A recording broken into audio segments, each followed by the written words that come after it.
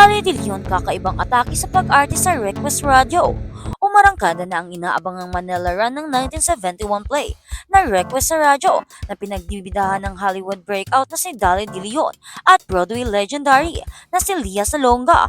Noong Merkules October 9 nang maganap ang premiere night ng show at isa ang bandera sa entertainment media na naimbitahan upang masaksihan ang performance ni Dali.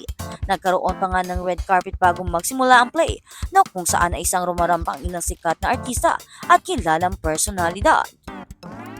Kabilang nariyan sina Vena Morales, Isa Calzado, Christian Bautista, Naya Black, Michael Di Mesa, Antoinette Jadon, Kitchap Yosibeo, Richie Lee, Carlo Katigbak at marami pang iba.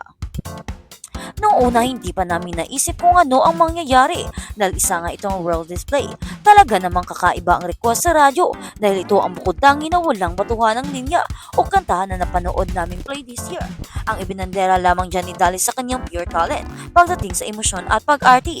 Nakakabilib dahil pa pwede pala yung ganoon na kahit walang salitaan ay parang madadala ka pa rin sa kung ano ang ipinapakita niya sa mga eksena. May mga time pa nga na parang maluluha ka dahil talaga namang nakaka-relate ang kwento na ipinakita ni Dali. Ang nakakagulat pa nga, hindi ito nakaka-boring na tulad ng mga naririnig namin bago pa ang showing ito dahil world is nga raw. Sa katunayan nga ay may pagkaka-intense pa ito dahil talagang susubaybayan mo kung ano ang susunod na gagawin ni Dali sa play.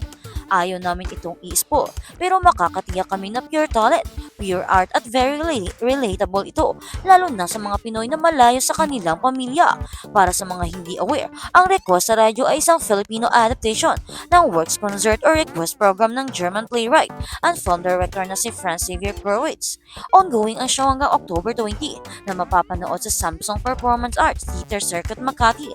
Para malaman ng cast ang schedule ni Leia at Dali, maaaring bisitahin ang social media pages ng mga nasabing theater at venue habang ang tickets ay mabibili via Ticket World.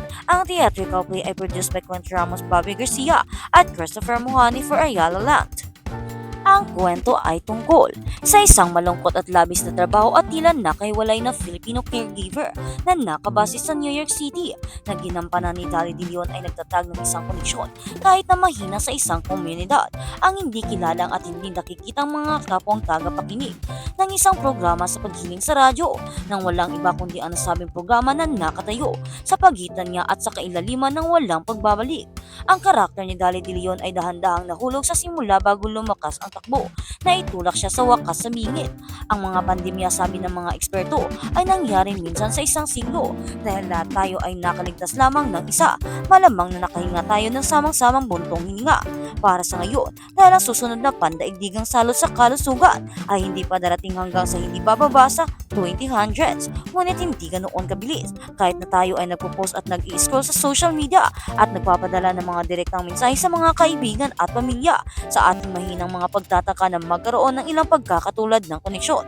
Mayroong isang lumagulong epidemya doon na napunta sa pangalan ng kalungkutan at ito ay nagpapatunay na ito ay mas nakakamatay at mas nakakabaon kaysa sa pinagsama-samang una, pangalawa at maging pangatlong alon ng COVID-19. Isa-isa tayong pinapatay ng hindi natin namamalayan habang nagdudulot ng kalituhan sa mismong tila ng lipunan.